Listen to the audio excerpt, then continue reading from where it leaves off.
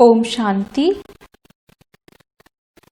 6 दिसंबर 2020 की बाप दादा की अव्यक्त मुरली। रिवाइज डेट 20 फरवरी 1987। मुरली के सार में बाबा ने कहा, याद, पवित्रता और सच्चे सेवाधारी की 3 रेखाएं। अब मुरली विस्तार से। ओम शांति। आज सर्व स्नेही विश्व सेवाधारी बाप अपने सदा सेवाधारी बच्चों से मिलने आए हैं। सेवाधारी बाप को समान सेवाधारी बच्चे सदा प्रिय हैं। आज विशेष सर्व सेवाधारी बच्चों के मस्तक पर चमकती हुई विशेष 3 लकीरें देख रहे हैं। हर एक का मस्तिष्क त्रिमूर्ति तिलक समान चमक रहा है। यह 3 लकीरें किसकी निशानी है? इन 3 प्रकार के तिलक द्वारा हर एक बच्चे के वर्तमान रिजल्ट को देख रहे हैं। एक है संपूर्ण योगी जीवन की लकीर, दूसरी है पवित्रता की रेखा व लकीर, तीसरी है सच्चे सेवाधारी की लकीर। तीनों रेखाओं में हर बच्चे की रिजल्ट को देख रहे हैं। याद की लकीर सभी की चमक रही है, लेकिन नंबरवार है। किसी की लकीर व रेखा आदि से अब तक अव्यभिचारी अर्थात सदा एक की लग्न में मग्न रहने वाली है। दूसरी बात, सदा अटूट रही है। सदा सीधी लकीर अर्थात डायरेक्ट बाप से सर्व संबंध की लग्न सदा से रही है।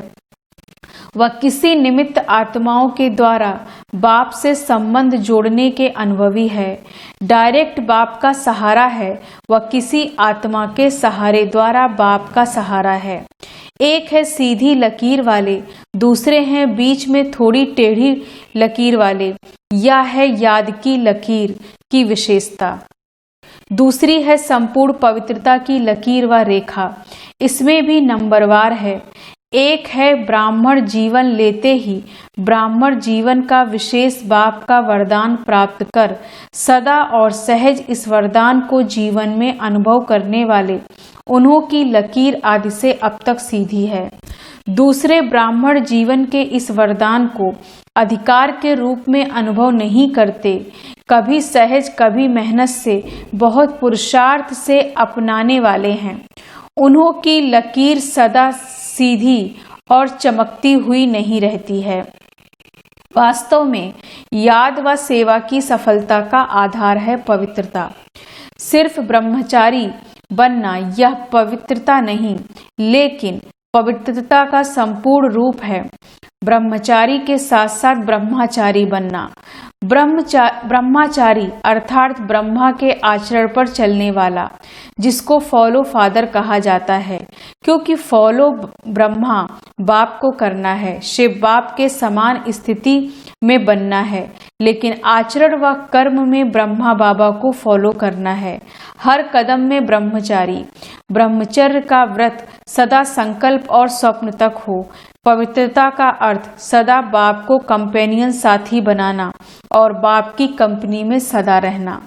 कंपेनियन बना दिया बाबा मेरा, यह भी आवश्यक है, लेकिन हर समय कंपनी भी बाप की रहे, क्योंकि कहते हैं संपूर्ण पवित्रता।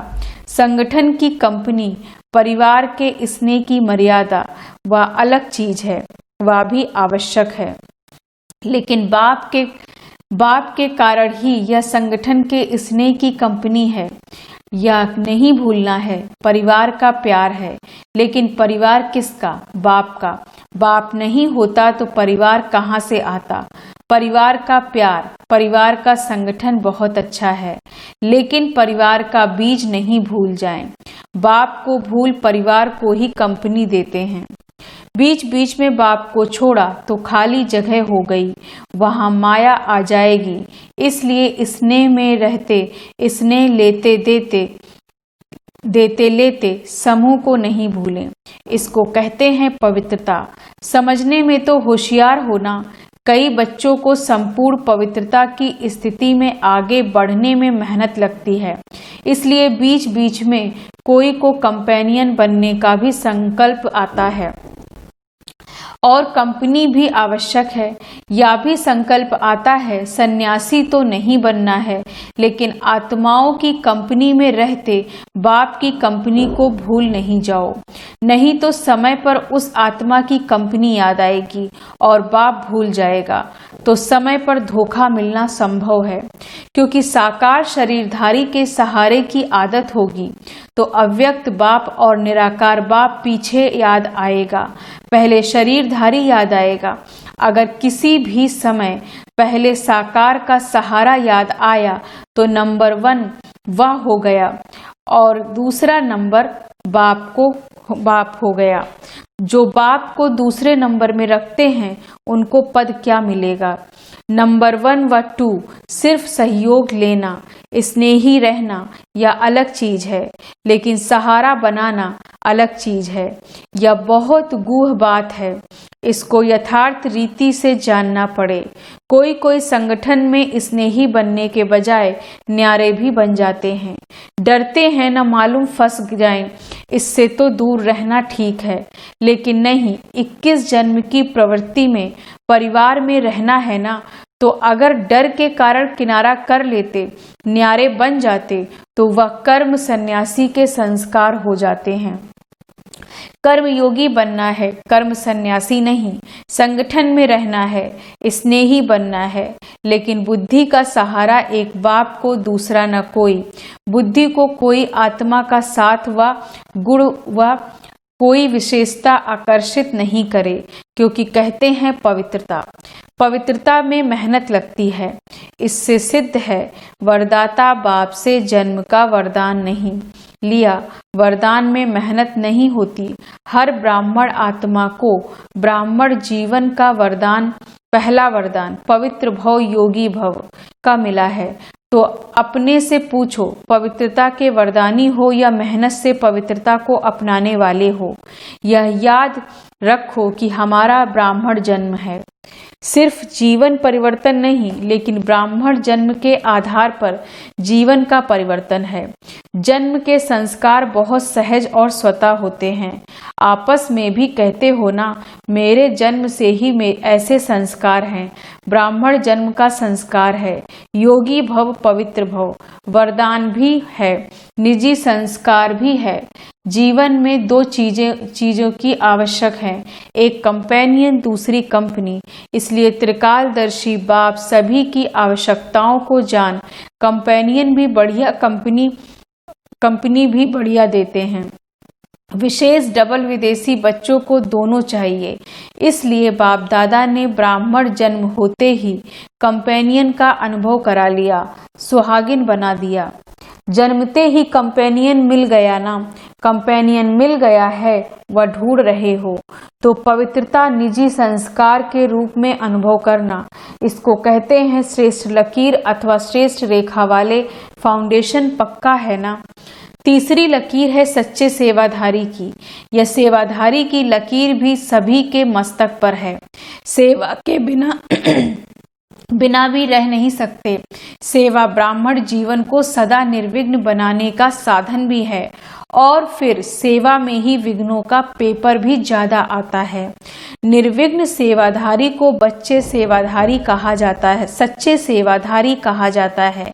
विघ्न आना या भी ड्रामा की नूंद है, आने ही हैं और आते ही रहेंगे, क्योंकि यह विघ्न या पेपर अनुभवी बनाते हैं।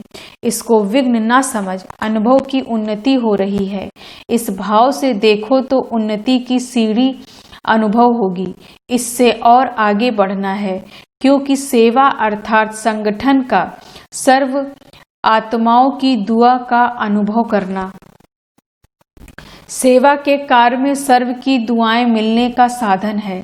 इस विधि से, इस वृत्ति से देखो तो सदा ऐसे अनुभव करेंगे कि अनुभव की अथॉरिटी और आगे बढ़ रही है। विश्व की विघ्न को विघ्न नहीं समझो, और विघ्न अर्थ निमित्त बनी हुई आत्मा को विघ्नकारी आत्मा नहीं समझो। अनुभवी बनाने वाले शिक्षक समझो। जब कहते हो निंदा करने वाले मित्र हैं, तो विघ्नों को पास करा के अनुभवी बनाने वाला शिक्षक हुआ ना। पाठ पढ़ाया ना। जैसे आजकल के जो बीमारियों को हटाने वाले डॉक्टर्स हैं वह एक्सरसाइज व्यायाम कराते हैं, तो एक्सरसाइज में पहले दर्द होता है, लेकिन वह दर्द सदा के लिए बेदर्द बनाने के निमित्त होता है। जिसको यह समझ नहीं होती वह चिल्लाते हैं इसने ही तो और ही दर्द कर दिया, लेकिन इस दर्द के अंदर छिपी हुई दवा है। इस प्रकार रूप भल विघ्न का है, क्योंकि विघ्नकारी आत्मा दिखाई पड़ती, लेकिन सदा के लिए विघ्नों से पार कराने के निमित्त, अचल बनाने के निमित्त वही बनते। इसलिए सदा निर्विघ्न सेवाधारी को कहते हैं सच्चे सेवाधारी। ऐसे श्रेष्ठ लकीर वाले सच्चे सेवाधारी कहे जाते हैं। सेवा में सदैव स्वच्छ बुद्धि, स्वच्छ वृत्ति और स्वच्छ कर्म सफलता का सहज आधार है, लेकिन अपने साथ औरों के प्रति भी शक्तियां इतनी जमा करनी हैं जो औरों को भी सहयोग दे सको। सिर्फ सहयोग लेने वाले नहीं, लेकिन देने वाले बनना है। जिन्हों को 2 वर्ष भी हो गया है उन्हों के लिए 2 वर्ष भी कम नहीं है। थोड़े टाइम में सब अनुभव करना है। कोई भी सेवा का कार्य जब आरंभ करते हो तो पहले चेक करो कि बुद्धि में किसी आत्मा के प्रति भी स्वच्छता के बजाय अगर बीती हुई बातों की जरा भी स्मृति होगी तो उसी वृत्ति दृष्टि से उनको देखना, उनसे बोलना होता है। तो सेवा में जो स्वच्छता से संपूर्णता सफलता होनी चाहिए वह नहीं होती। बीती हुई बातों को व वृत्तियों आदि सबको समाप्त करना है। यह है स्वच्छता। बीती का संकल्प भी करना कुछ परसेंटेज में हल्का पाप है। संकल्प भी सृष्टि बना देता है। वर्णन करना है तो बड़ी बात है, लेकिन संकल्प करने से भी संकल्प की स्मृति सृष्टि और वायुमंडल भी वैसा बना देती है। इसलिए कह देते मैंने जो कहा था ऐसा ही हुआ ना, लेकिन हुआ क्यों? आपके कमजोर व्यर्थ संकल्प ने यह व्यर्थ वायुमंडल की सृष्टि बनाई। इसलिए सदा सच्चे सेवाधारी अर्थात पुराने वाइब्रेशन को समाप्त करने वाले, जैसे साइंस वाले शस्त्र से शस्त्र को खत्म कर देते, एक विमान से दूसरे विमान को गिरा देते, युद्ध करते हैं तो समाप्त कर देते हैं ना। तो आपका शुद्ध वाइब्रेशन को इमर्ज कर सकता है और व्यर्थ वाइब्रेशन को समाप्त कर सकता है। संकल्प को समाप्त कर सकता है। अगर आपका पावरफुल शक्तिशाली संकल्प है तो समर्थ संकल्प व्यर्थ को खत्म जरूर करेगा। समझा? सेवा में पहले स्वच्छता अर्थात पवित्रता की शक्ति चाहिए। यह 3 लकीरें चमकती हुई देख रहे हैं।